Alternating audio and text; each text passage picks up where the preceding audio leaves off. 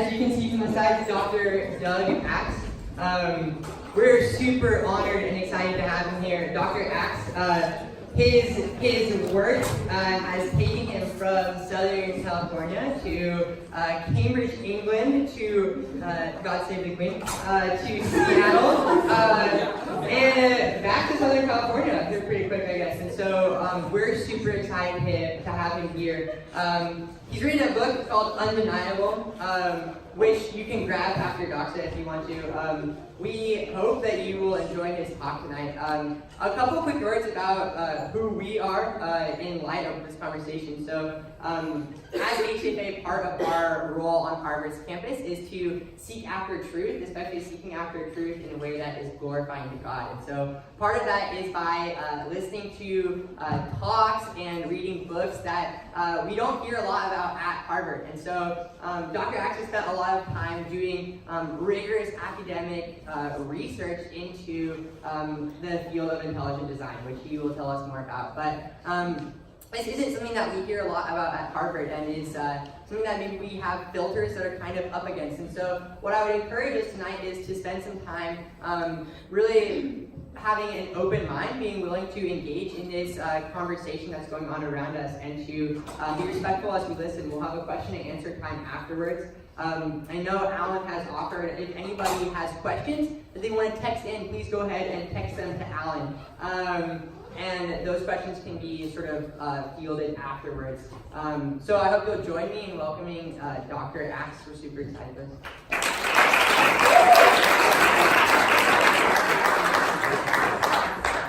Well, thank you for being here. Is it possible would it be better if these lights went down, or? Yeah. You'll be able to see a little bit better if you do that. Well, it's not urgent. Thank you all for being here. I'm going to start by telling you guys something that I know to be true, and I want to make sure that you know is true, and that is you have something beautiful here. I see it as an outsider. I brought my daughter with me. She'll back me up on this. You have a beautiful gathering here. Sometimes it helps to hear someone from the outside affirm that, so I just want to start by affirming that. Okay, a little bit about my story. I was not raised in a Christian home. I became a Christian at the age of 14. I now have a 14-year-old son who's a believer. And within the space of a few months, my whole family, 2 brothers and a sister and my parents, became Christians. And life changed for me, yeah. 4 years later, I found myself at UC Berkeley, a Christian college down in UC Berkeley, studying chemistry and chemical engineering. And for the first time, do we have any chemical engineers or chemists in the audience? For the first time, seeing a clash of worldview. I probably didn't know the term worldview. I had learned something about how I should believe about things by being a believer for 4 years. I believed that Scripture was God's word to human beings. And yet I was receiving another word, a word in lectures, and it happened to be in a chemistry lecture that there was a professor who was using the podium to sort of lecture against faith, using a thermodynamics lecture. We won't go into his argument. But I remember at the time being stirred in my heart, not that I found his words to be persuasive, but I was bothered by the fact that he had a captive audience of maybe 250 undergraduates and was using that position of authority in that way. And I felt stirred by that. And I started, I think at that point, praying, not knowing how the Lord would answer it, that I would be able to come back to that and use maybe the sciences, because I was very interested in the sciences, to actually speak a different word, a true word, about what the sciences actually say. And I didn't know what that meant. I just felt stirred to be praying in that direction. Well, the Lord answers prayers, doesn't he? So I went from Berkeley to Caltech to do a PhD, and early on in my PhD years, I moved from the chemical sciences to the biological sciences, feeling as though I was called to do work in molecular evolution. And then I went and took a postdoc at the University of Cambridge, different Cambridge, and tackled this problem of the origin of genetic information, and worked on that for a number of years. Ended up losing my position over the controversy. I tell the story in my book. If you're interested, I won't won't tell it tonight unless it comes up in Q&A. Can someone add? And yet, God was faithful there. There was a point where I had no position. I had twin 2-year-old daughters and didn't have a place to come back to the States, and found myself growing in my prayer life, as you do when you're in a position like that. And the Lord again answered prayer. Another laboratory position opened for me to finish the research that I was working on. Otherwise, I wouldn't have had the data to write a paper. I'll talk a little bit about the paper that came out of that work this evening. So that's how I came to be where I am. Well, then I got an opportunity to write a book not long ago. It came out in 2016, HarperCollins, so a major publisher, a good opportunity. And as I was thinking about how I should go about framing a book, one approach, and maybe the most obvious approach, would have been to take at that point 25 years or so of work, technical work that I'd done that examines molecular Darwinism, and try to explain to a non-technical reader how I came to that conclusion, how that work supports it. I thought a better idea would be to show readers that fundamentally the question of whether we are cosmic accidents or whether the opposite conclusion, that we are here because we were intended to be here, that is not fundamentally a technical question. I became absolutely convinced of that.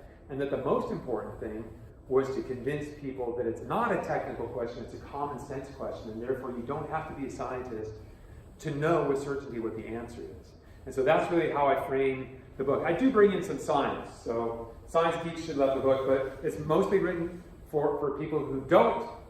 You don't have to have a science background. If you do, I think you'll like the book, but if you don't, you should be able to understand the argument as well. I'm going to give tonight, quickly, because I want to leave plenty of time for Q&A, a sort of survey of the arguments. It's actually not a survey. I'm taking out 2 of the big arguments from the book, and I'm going to give a brief version of those arguments here for us. And then these will spur questions. You can never convey the whole thing in half an hour, which is what I'm going to try to do, but we can at least start a conversation, and hopefully we can have some good Q&A time afterward. So, let me start by making a simple point that in fact common sense reasoning, simple reasoning, is often the most powerful version of reasoning, and it can often be more powerful than high-level academic abstract reasoning. The things that we know to be true because they're commonsensical often are more certain than the things that, Nobel laureates tell us are true, but very few other people understand what they're saying. So one of these early questions in philosophy is the question of existence. What is the nature of existence, and what is the set of things that exist?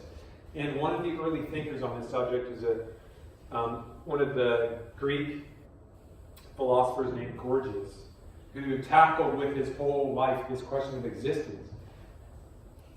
Poured himself into it. Very smart person, as all these ancient Greek philosophers were.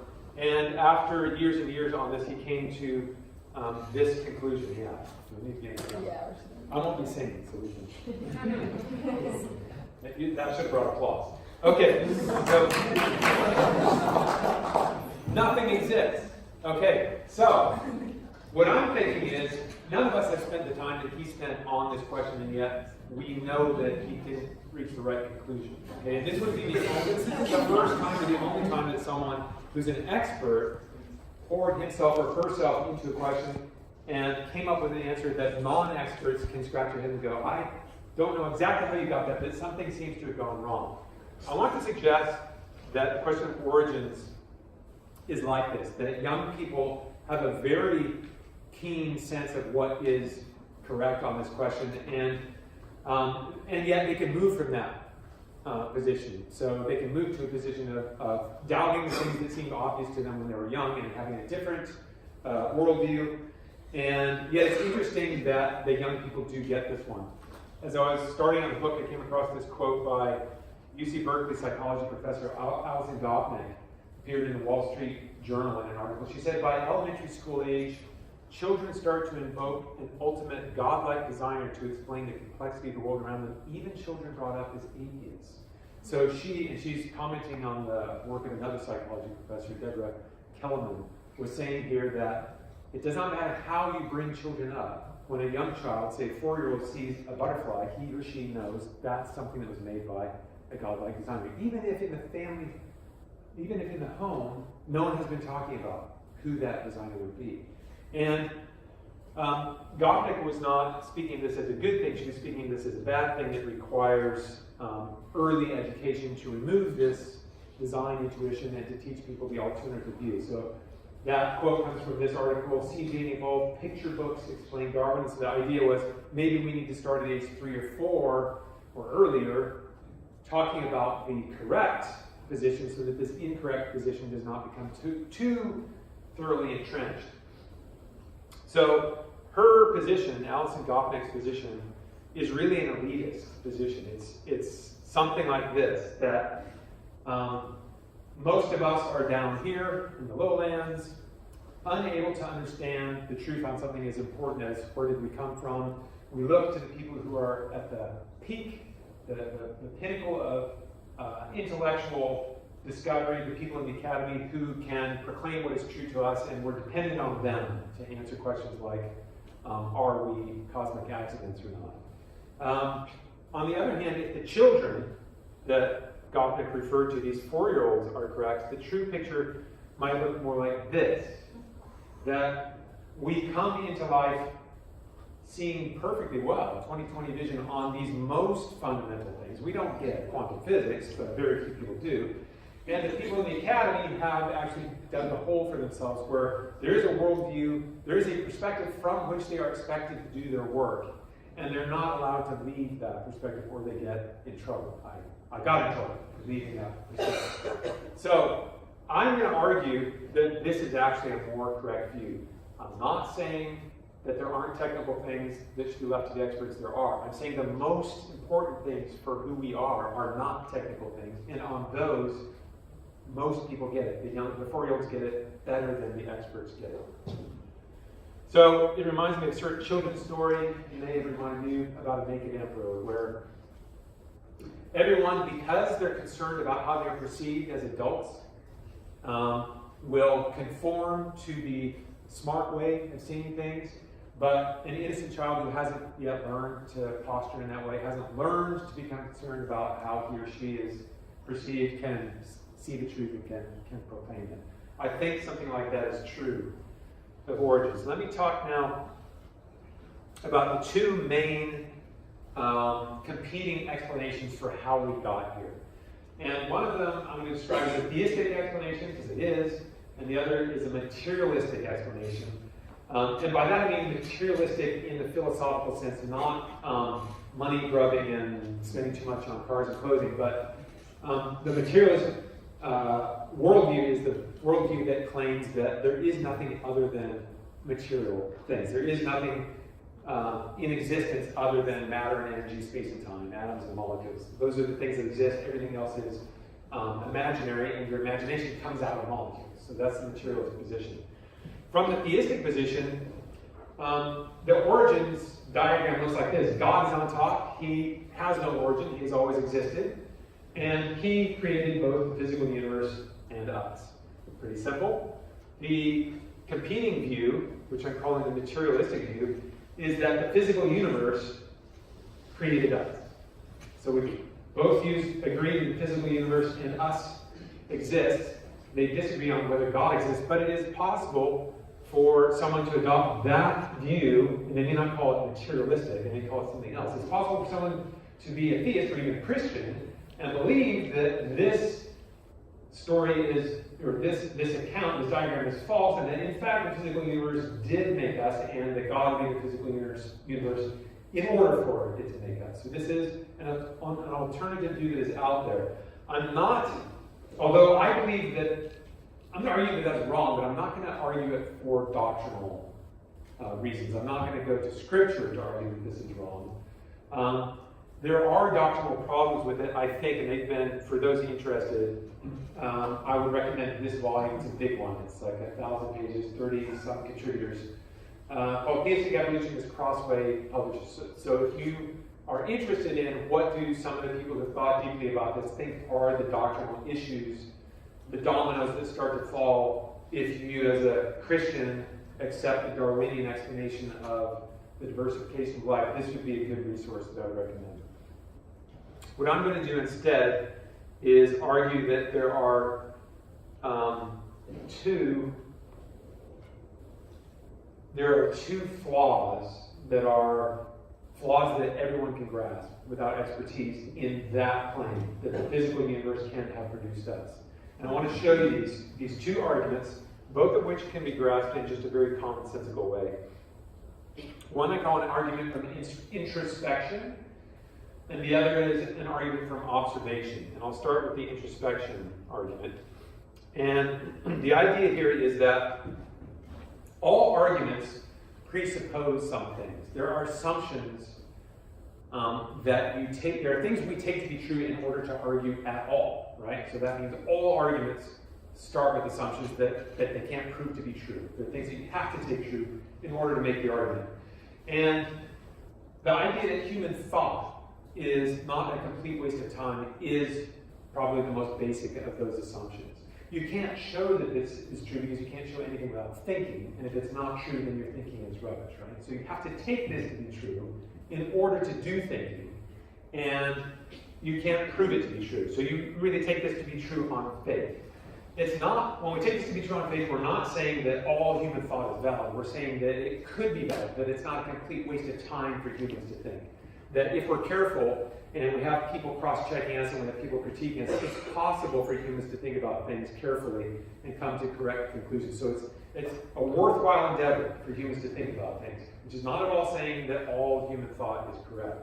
But once we've said we believe that, now it becomes possible, with another assumption, to do science. And the second assumption is that we call it realism. The idea that the world out there is not a fiction, that there's a real objective world out there. It has properties that are independent of me as an observer, and therefore two observers, many observers in different parts of the world can go and study that world and say true things about it. So it's an affirmation that we're not crazy doing science because we can think and because there really is a world out there with objective properties. We have to assume both of those to be true, and if we do, now we can do science. And the objective science, I mean the grand objective science, is to come up with an explanation of the natural world, usually in lots of different parts, lots of different theories. This is how the natural world works. That's what we do as scientists. So what I want to show you is that for any particular explanation, we are in trouble if that explanation comes back and has negative implications for these assumptions. In particular, if we were as scientists to come up with an explanation, and we call it a scientific explanation, we put it in textbooks, but if you took it seriously, it should cause you to question the validity of this assumption, then that is a self-defeating explanation, because we no longer can have confidence in the validity of that exercise, which means we can no longer have confidence in the validity of doing science, which means we've undercut the very source of the claimed explanation. So it's self-defeating in that sense. Okay? Very, very simple. Let me give you an example now. Let me start with a true story. In my 8th grade math class, I had the best teacher I've ever had, was my 8th grade math teacher. And one day he puzzled us all. Mr. King was his name. He puzzled us all by asking us a question the likes of which we hadn't been asked before. He said, "Where are numbers?" Okay. And we were saying, well, they're on the blackboard. And he said, those are not numbers, those are numerals. Those are symbols that we use to refer to numbers. Where are numbers? And we were going around the classroom, and they're in books. No, those are numerals. Where are numbers? Eventually, a girl in my class said, they're in our heads. And she said, yes, that's what I'm after. Numbers are in our heads. Now, I want to argue they aren't actually in our heads. They're in our minds, and there's a distinction between being in our minds and being in our heads. So, I have this example in the book where I talk about being in a brain imaging lab, and you've got all this electrodes and stuff attached to your scalp, and there's a group of brain scientists, and they have all kinds of imaging equipment, and they're pointing out things in real time that are happening in your brain as you're thinking about something. And suppose this scientist says, think about the number 2. And when you think about the number 2, you get something lighting up in your frontal lobe. This is all fiction, but suppose this were to happen. And then the scientist puts this image up on the screen and says, I captured this image when you're thinking about 2, is that what you mean when you say the number 2, TWO?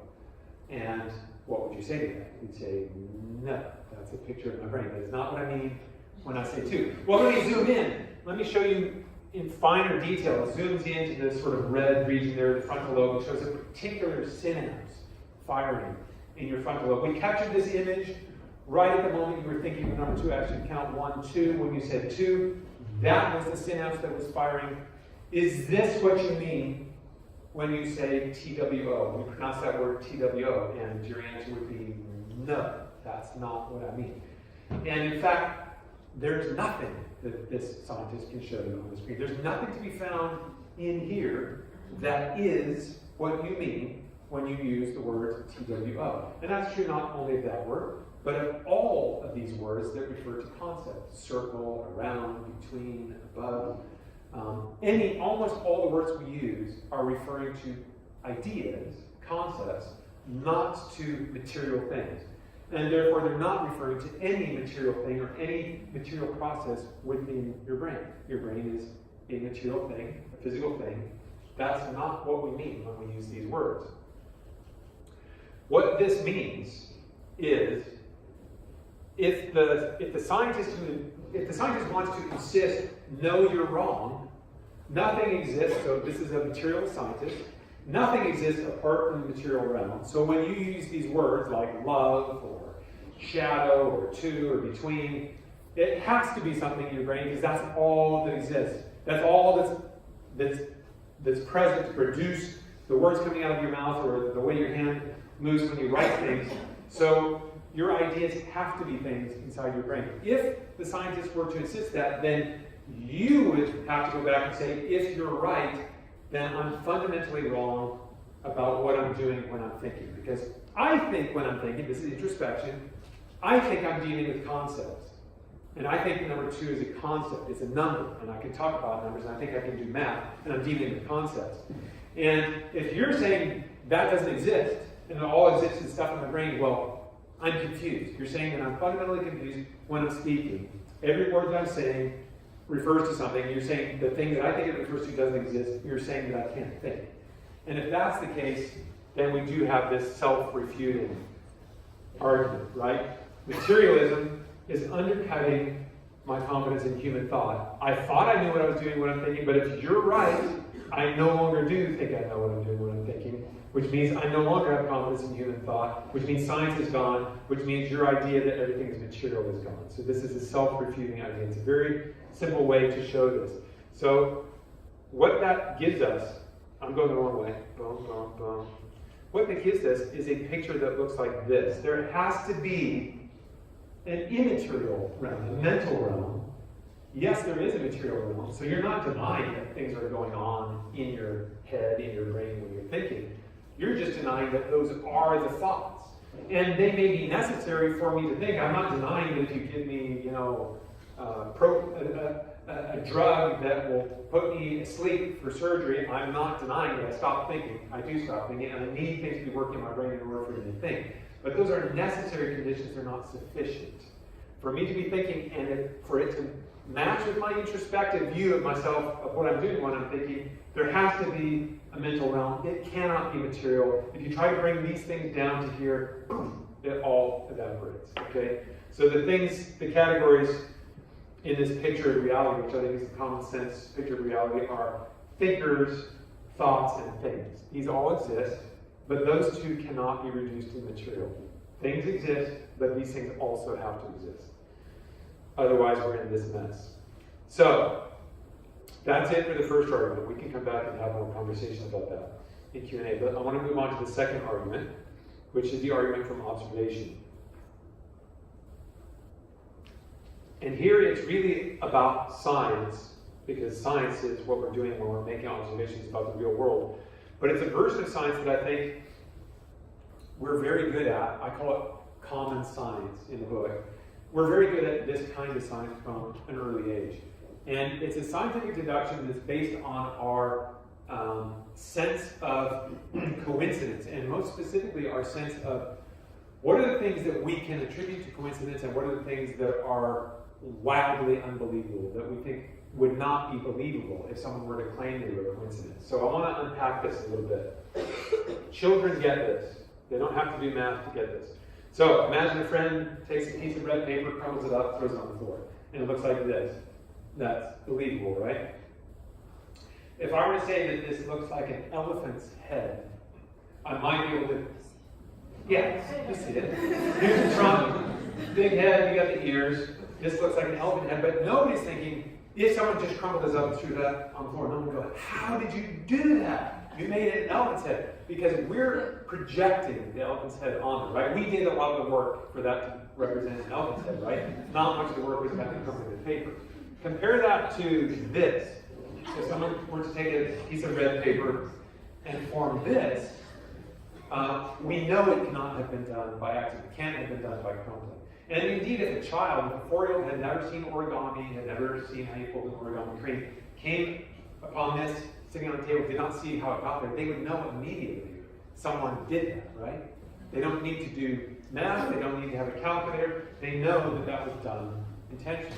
So I want to unpack, that intuition is just a fact, and it's been conceded that it's a fact. I want to make a connection between that intuition and a way that we could do math. You don't have to. The 4-year-old does it without a calculator. But could you use a calculator and show that the 4-year-old was right when the 4-year-old says, I know someone did that?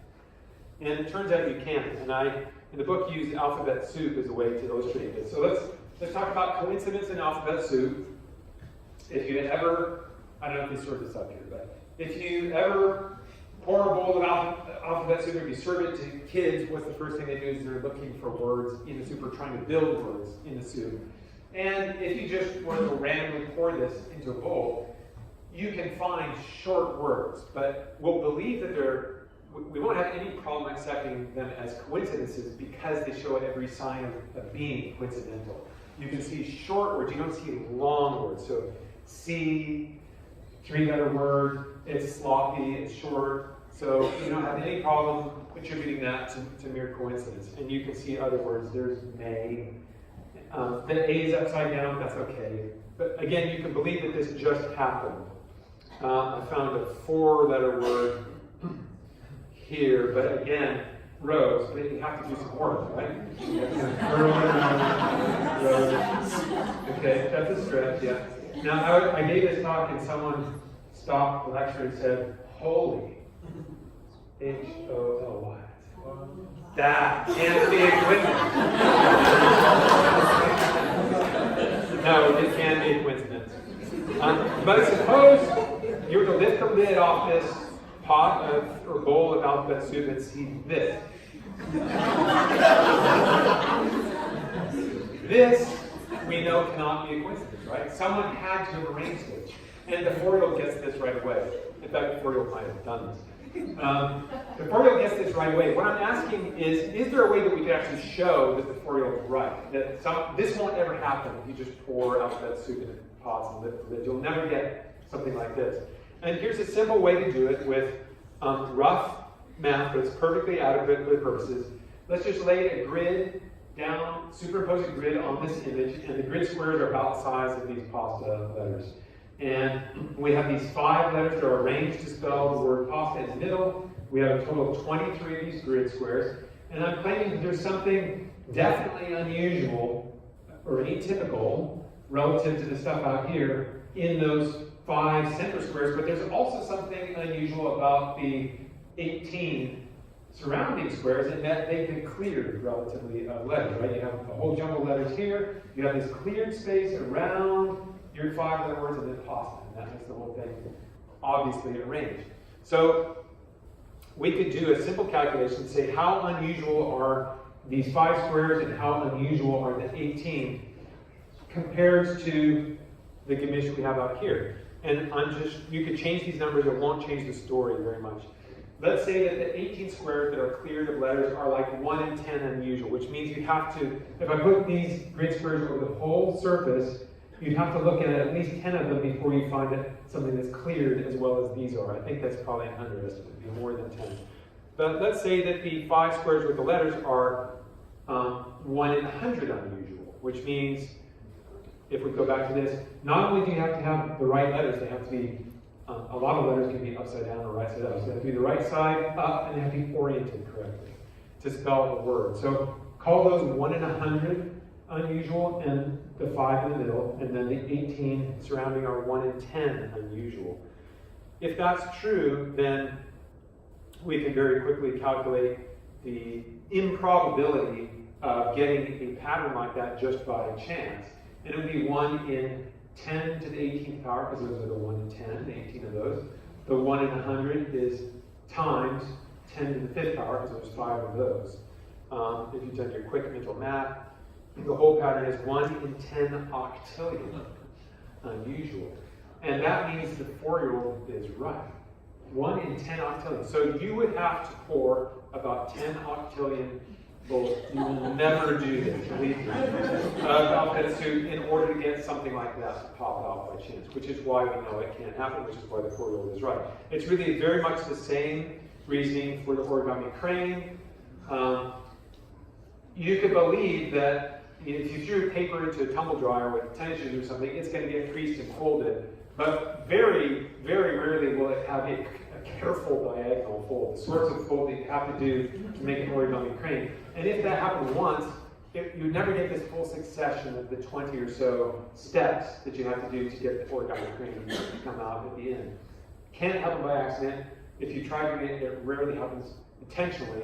There's no way it's going to happen by accident. In both of these, you don't need to calculate it. The basic logic is this, that if we know a whole lot of little things have to come together to make a big result, and we know that each of those little things is improbable. It could be 1 in 10, it could be 1 in 100. It's just improbable.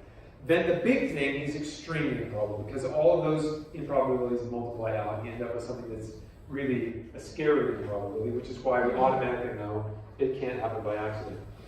Well, there's a category of these things that I call inventions in the book. And they all have that property of triggering the intuition that they cannot be explained by coincidence. And they do it because they have lots of things, each of which is improbable, and the lots of things have this sort of arrangement to them. They have this hierarchical structure where you have a top level thing, which is the invention. That's something that does something clever. And everything that does something clever, some device that does something clever, has to have structure below it that allows it to do the clever thing. It's the way it does the clever thing. And so, in general terms, you have the top level thing is the invention. If you were to break it apart, you'd see that it has components within it, subcomponents that make up those components, all the way down to elementary constituents. So this sounds technical, but if you type a text message, like a sentence, telling someone, some information about where you're going to meet them or something, you've just done an invention, because you've arranged letters, those are the elementary constituents, to make words, which are subcomponents, and words to make phrases, and phrases to make your final sentence. And it has a top level function, because you told someone you want them to get something from the grocery store, you told someone you can meet them somewhere, and that happens. And it happens because you communicated an idea, and you used the alphabet to do it. You made an invention. So it can be that simple. It's also true of devices that are more complicated. So here is a digital camera. I'm claiming that because of what this does, you point at something, you click a button, and you see a picture of the scene that you pointed at on the back of the camera. You know, and a child would know, that there's a whole lot going on within it. You wouldn't have to take the thing apart to know that it has that kind of complex structure. Parts within parts within parts, all the way down to elementary constituents, in order for that thing to work. Now, if you do take it apart, this will invalidate warranty. You'll find that it's absolutely true. Parts within parts within parts, and I can't name all of these parts, and I don't know exactly what all of them are doing, but they wouldn't be there if they didn't contribute to one of these lower level functions that allows the top level function of the digital camera to be performed. Now, if that's true, and if we know it's true for things of this complexity, it's definitely true. This can't happen by accident. Imagine things of this complexity, okay? Imagine when we look at us. if you're a biologist or a life science major of any kind, you know that the complexity within us or any complex organism is far beyond what I'm showing you here. So I'm not going to spend a lot of time on the details here because I want to get on to discussion, but I thought I'd show you in the human body, you can arrange the major parts, which are the organ parts, and you can zero in finer and finer detail on every one of these parts, and you find nothing but further complexity at every single level that you look at. So at this level, there's complexity, and if you look at any one of these organs, you find it's composed of tissues in a very complex way. So if we take the eyeball staring at you over the right arm there. If we look at one of those, you have a blow-up picture of an eye showing the cornea, the sclera, the retina, the vasculature for the eye to perform its function as the visual organ. Enormous complexity of tissue structure within the eye in order for it to be an eye and to do what an eye does. And you can drill in further, look at the retina, look at the structure of the retina in terms of the rod and cone cells. You see here at the bottom, rod and cone. A beautiful, complex structural organization to this one tissue, this one cell tissue layer of the retina, in order for the photons that impinge upon the retina to send electrical signals through the optic nerve in order for your brain, the optic center of your brain, to get the information that you're looking at in the image in order for you to consciously perceive what you're looking at. So top level function is extraordinarily high level. It's not something that the elements do on their own. And if you look at how we are made, how we are knit together, we have this extraordinary complexity within us that goes down deep, deep, deep, way further than it does for that digital camera, in order for these high level functions to be performed. All the way down to the molecular level in biology. So if we look at parts within cells, you see organelles, and then you get down to the substructures of organelles, you have these molecular complexes, and all the way down to individual molecules, all of which still show this high-level functional coherence to them. Parts arranged just so in order for them to perform their function. This is a massive enzyme, so it's a protein complex that does chemistry, and this is called the ribosome. This is the RNA protein complex that reads the message from genes. So you get genes that are transcribed into RNA, and then this is the monster complex that translates from the message from a messenger RNA to make a protein chain, including the protein chains that are part of this complex. So those are all made by ribosomes functioning as ribosomes.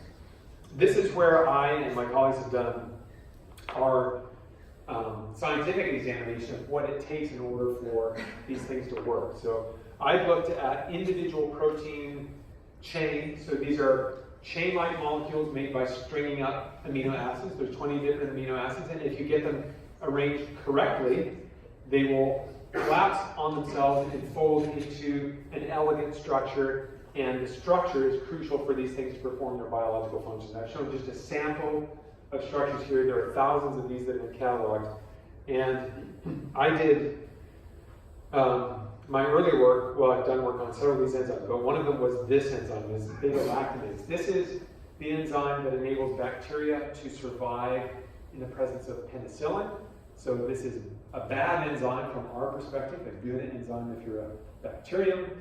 This is why penicillin no longer cures infections the way it used to when we first started using penicillin. Is the prevalence of this enzyme, the gene for making this enzyme in bacteria.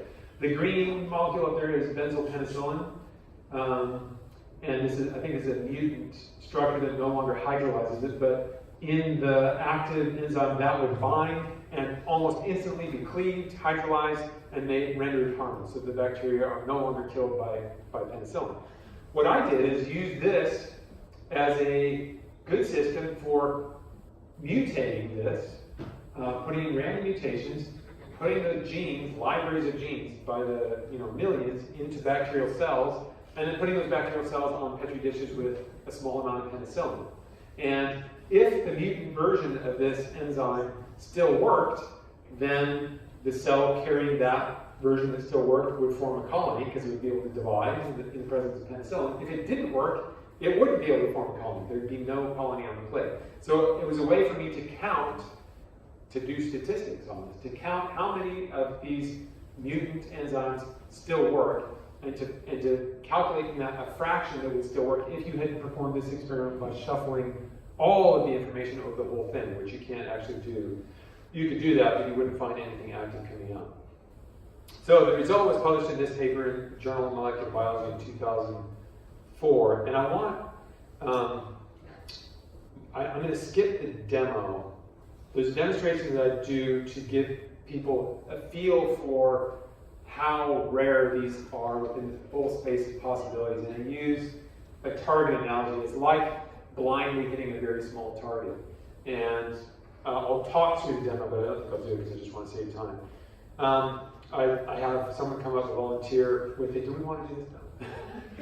I have 2 laser pointers here. Yeah? And so what I do, we do want to do this, don't we? Do we have time? Because if I do this, what's our time constraint?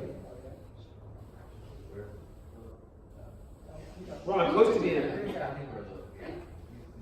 I'll skip it. Huh? I think I'll skip it. What I do, I'm going to talk it through though. What I do is I have my little gorilla try. Now we come up here. Okay, we're going to do this.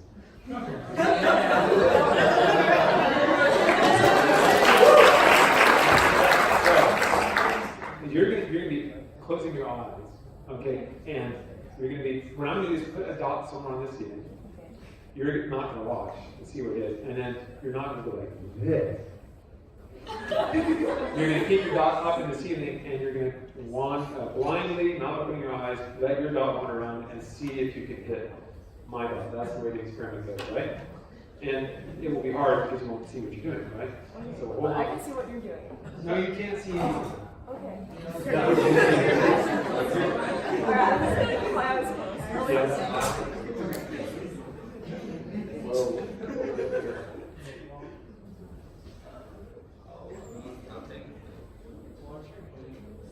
Yeah, just make sure it doesn't go too low here. This is my awkward thing for this. And it's the whole ceiling of possibilities. The whole ceiling is the space of possibilities. Okay, you're good. You're not watching, right? So, have you know where your button is, though, to push, right? Yes. Yeah. Okay. So we got your dot up there. Have you got your dot up there? Yes. All right. So wander around. You're wandering around the space and trying to hit the dot that's up there.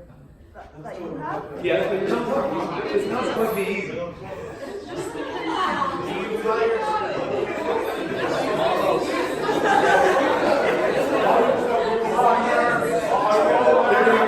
They're cheating. Okay, we're in this partnership together, guys. Right after the Holy Spirit. I just gotta pray hard enough. Just go everywhere. Go crazy. Go crazy.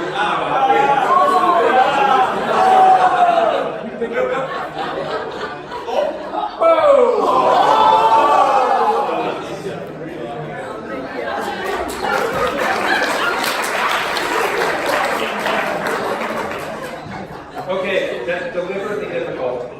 And what I do when I do this, say, imagine what made that difficult is what? It's the relative size of the area of a laser dot compared to the area of the whole ceiling. The whole ceiling is where it could be, where the hiding one could be, and she had to hope that her little laser dot would land on something that's hidden in such a large space.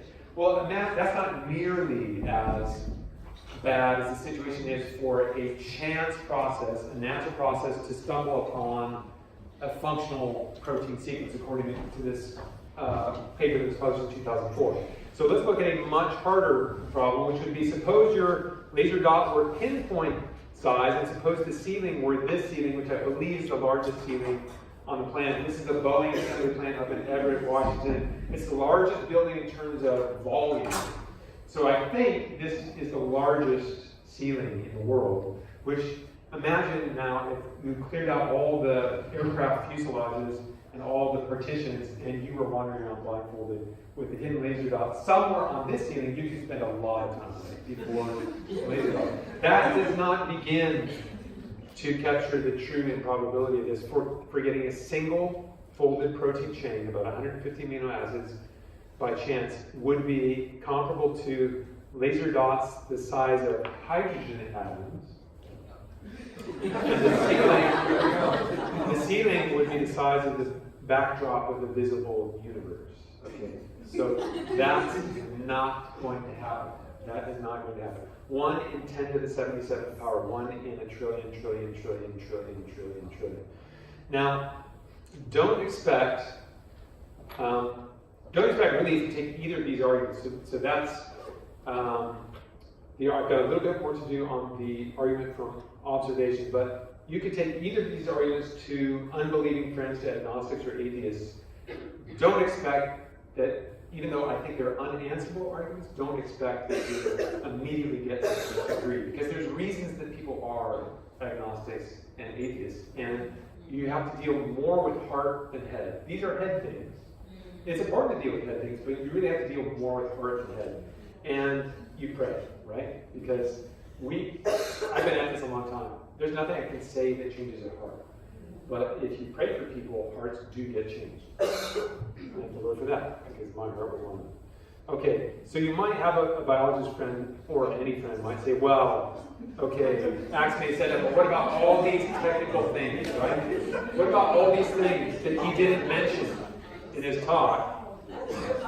I want to give you a very simple illustration for why none of that changes the picture.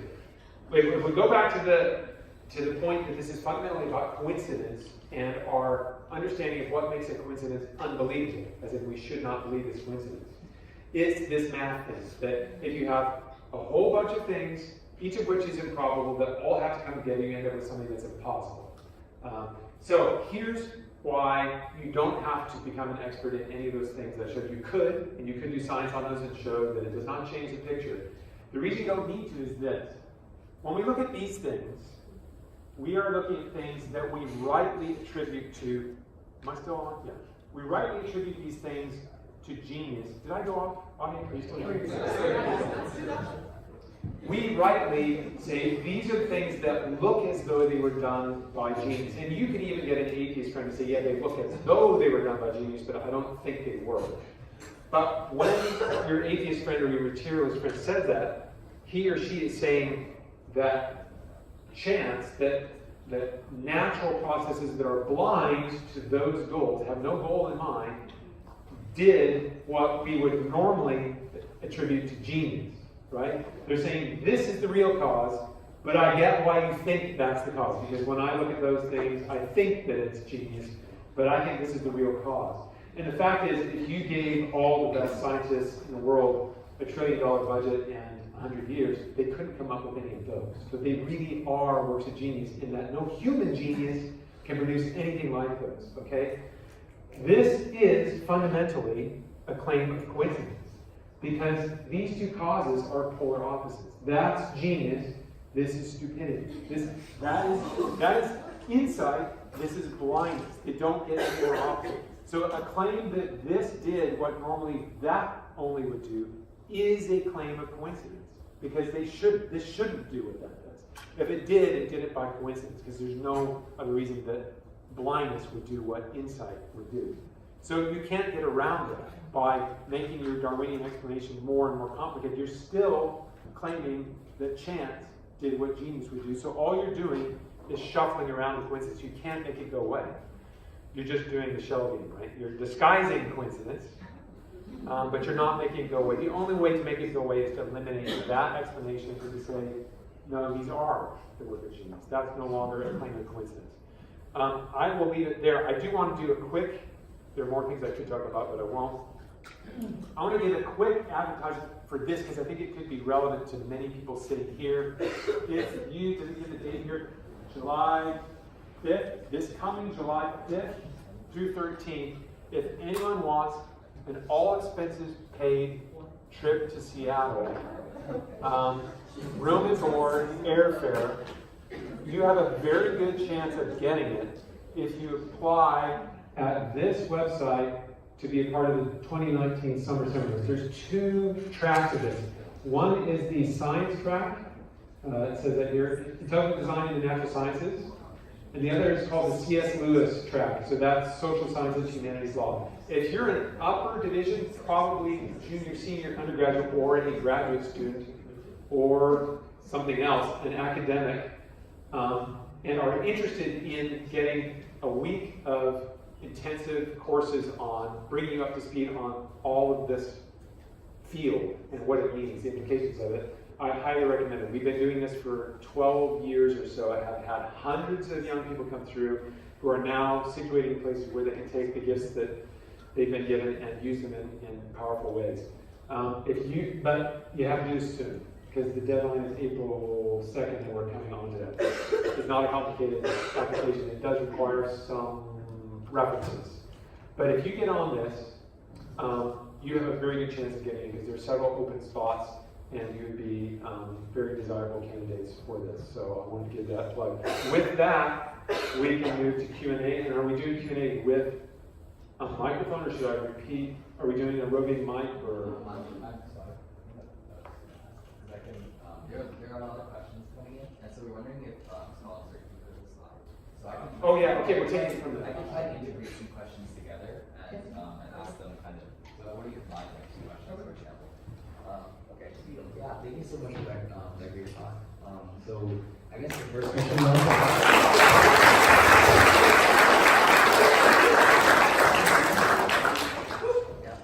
So the first question we would ask is, if materialism is incorrect, then what is the alternative you propose? What is the mechanism, and how does it avoid the God of the gaps argument, which is sort of like an argument where we don't know what's going on, so we say it's no God. That's a good sort of compound question. Very good. So materialism is the claim. We all agree that matter is real, right? I think we all agree that. Right? So we all agree that atoms and molecules, matter, energy, space-time are real.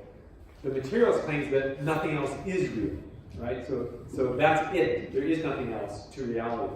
A more correct position, the theistic realist position that I hold, is that those things are real, but there are other things that are real. God is not made of atoms. God does not have mass or physical extent. God the Father. God the Son is where you have divinity entering. So you have God's Spirit, God the Son, entering this created world and taking on a material body like ours. But God the Father is not physical, and our spirits are not physical. So the alternative view is a theistic realist position, which holds that the material world is real. It was created, but it was created by an immaterial, eternal God. Or how do I explain mechanism? Was that the next part of this? And then God of the gaps. I haven't mentioned how God produced. I believe that God is the intelligent designer. God is the one who made us. I argue that in the book. And I argue for a personal creator God in the book. I don't know exactly what that would look like. So, and I don't place myself either in a young earth camp or in an old earth camp. I'm not committed to the idea that God did what he did in 6 literal 24-hour days. I am committed to Scripture. I want to be humble in how I read Scripture and say some things are very clear from Scripture, some things are less clear. I want to use that same humility, apply that same humility to science. Some things are very clear, some things are less clear. And it's okay, I think, if we say, I don't know how all of this marries up when I take these two and try to bring them together. I'm okay with that. I can see that the big pieces do marry up, and that's enough for me to have faith to move forward. So I don't have a theory of mechanism. I simply have this deduction that we're definitely not accidents. We were definitely created by a personal creator God. God of the gaps is an interesting one. I mean, in a nutshell, it's a mischaracterization. I rarely see it, I don't think I've ever seen it applied in a way that I think it's a legitimate complaint. The complaint is basically this. If you say God made us, you're basically saying that there are some things that the scientists haven't yet explained. You've told them that their time is up. You brought the gavel down and said, forget it, you've had enough time. Now I'm going to say that God did it, and your scientific explanation, you no longer have time to come up with your scientific explanation. That's not what I did here. What I did here is I showed you why we cannot be explained in terms, we cannot be coincidences. Okay? We cannot be products of material things. When I showed you that when we use words like to or three or forever, you cannot find the meaning of those words in the material realm. It's not there to be found. When we are thinking and speaking, we are accessing and working, manipulating with immaterial things. That's a proof that materialism, the view that there's nothing but the material realm, is false. Okay? So this is not a God of the gaps argument. It's not a gaps argument at all. I'm showing you that something doesn't work. And I think that people who always trot out God of gaps don't have a better response to the saying, whenever you say God did it, it's a gaps argument. It's simply not a gaps argument. We have a hand up, so we're taking both. So is it possible if you could connect the other HDMI cable so that the phone number is on, and then they can text it in this direction? This one, connect the orange. Yes, is that possible? And then can I also ask the next question from there? So I go this. Yes.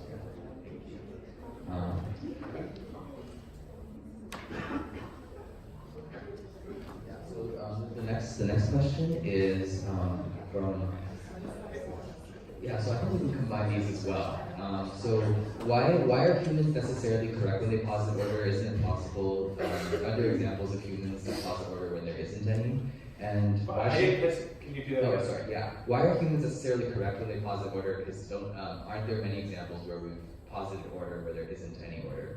And then the other, and that kind of ties with, why should we assume that if there are these extra natural things, that they should be the Christian God in particular? Okay, good. Both very good questions. Let me say a question I've had a lot for my book, because the title of the book is Undeniable: How Biology Confirms Our Intuition That Life is Designed. When I gave you that quote from Alison Gopnik at the front of the talk, I'm talking really about that design intuition that we all have from an early age. I'm not saying that all of our intuitions, if that's what we're talking about positing order, I'm not saying that whenever we have an idea that something is that way, that it is that way. I'm saying it's interesting that this particular idea that everyone acknowledges we all do have early on, it turns out to be well-founded on, you can ground it on math, but I said you don't have to do math. And you can show why this is always true. When you look at things that use functional coherence that you need to have in order to perform a high-level function, they always have parts within parts, and all of those arrangements are improbable, and it always ends up being impossible to explain it as a coincidence, or easy to refute the coincidence explanation. So I'm not making a general claim about whatever we sense to be true is true. I'm not claiming that. I'm not saying that all of our intuitions are true. I'm saying this particular one is true. What was the second part of that? Yeah, so the second question is, how do we know that these non-materialist things are in fact the Christian God, for example? So once we said we can't be an accident, that someone had to, that the genius is real, how do we know that it's a Christian God? Well, you don't know it from doing science. I do make a case in the book that just from observation, I'm going to grab a book and show. Without catching it on fire. Oh, those aren't real flames. No, these are.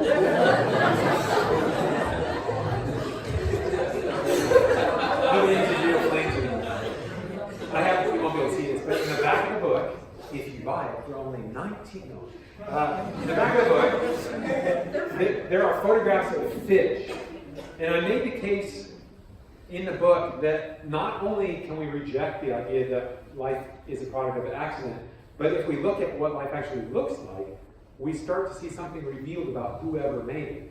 And it's interesting that you can look at fish and see the categories that we use in film and drama. You can see fish who visually represent fantasy, drama, romance, comedy, and horror, okay?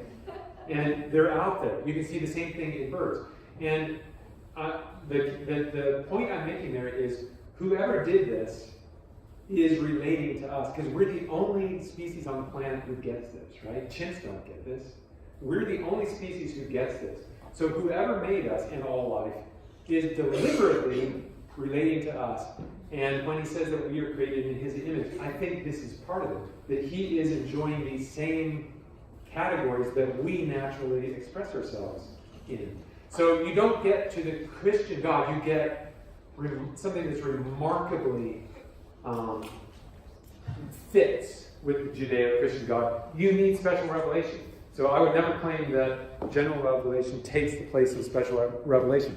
You get far enough doing science and careful reasoning that you know God is real, and surely he must have told us something about himself, so where did he tell us? And that takes you to Scripture, and that's what you need, Yeah, so there's one question that is, why do thinkers have to be in the non-material realm? Or maybe Jackson, you could clarify that. Yeah, like, can you go back to the picture Yeah. where you had like the... We're saying yes or no, should we or should we? So actually, yeah, if you guys just... Oh, I don't have that. If there are any more questions,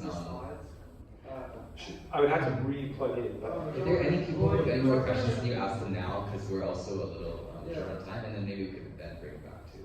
Yeah. Okay. Yeah. So just text me. Do you remember the slide that you showed where you had the picture of the brain on the bottom and then you had like the Yes, yeah, other yeah, diagram yeah. where, and you explained how like mathematical concepts couldn't exist in like the physical realm? Yes.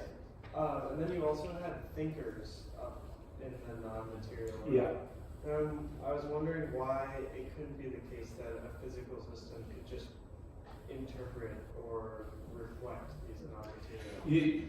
You can. So when we write, ink on paper is a representation of thought, right? When I write a book, it's ink on paper. That's something physical you pick up.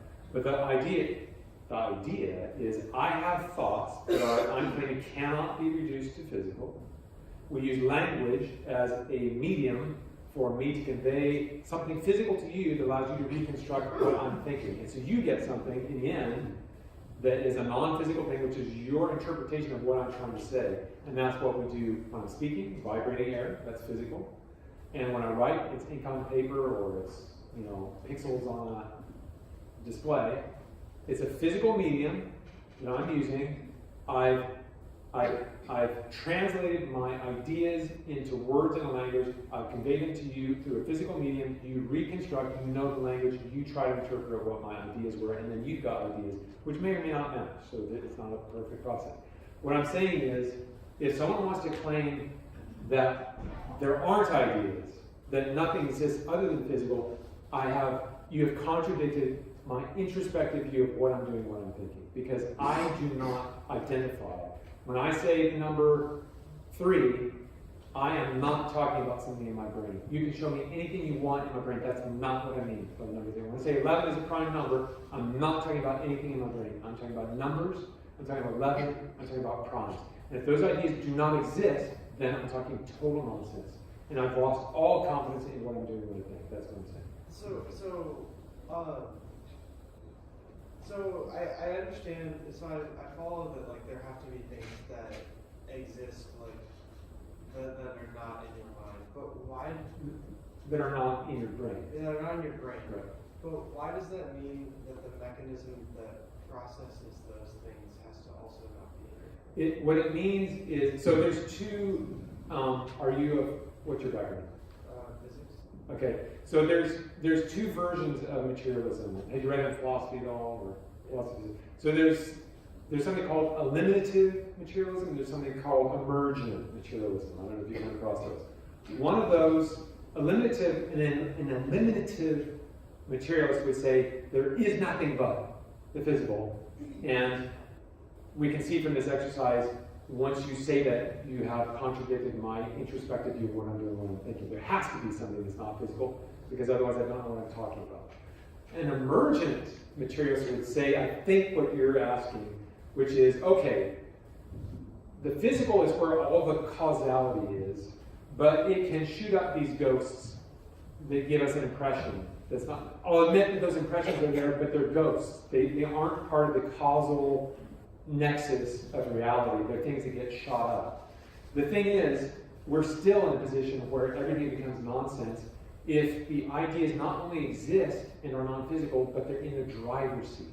Because when I do a mathematical proof, when I say 11 is a prime number, I have to be, what I'm saying has to be caused by the conceptual reality, not by physics, right? The conceptual reality has to be in the driver's seat.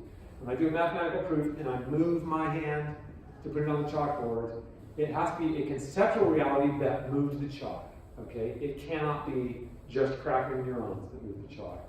And you get into, you otherwise have a deep contradiction.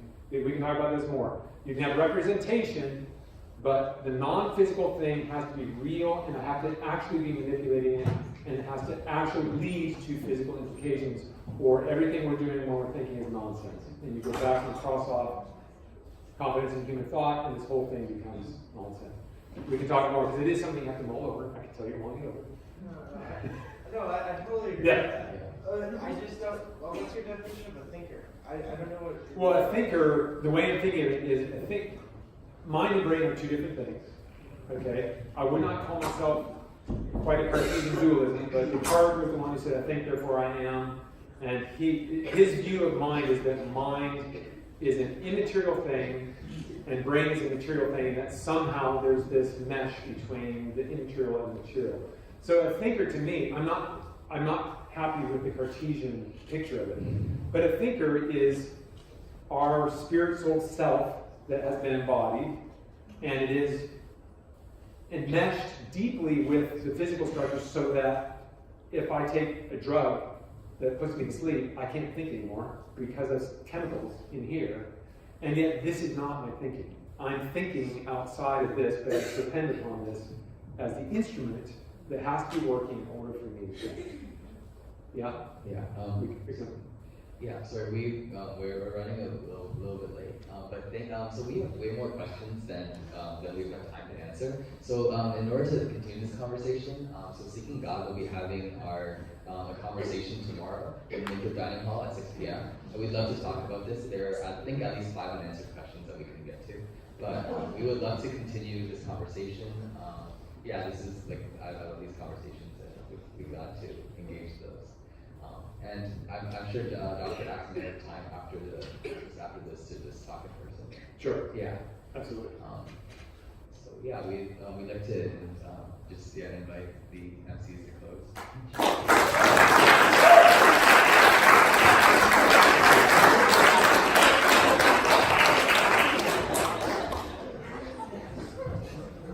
Okay, so a couple of brief announcements.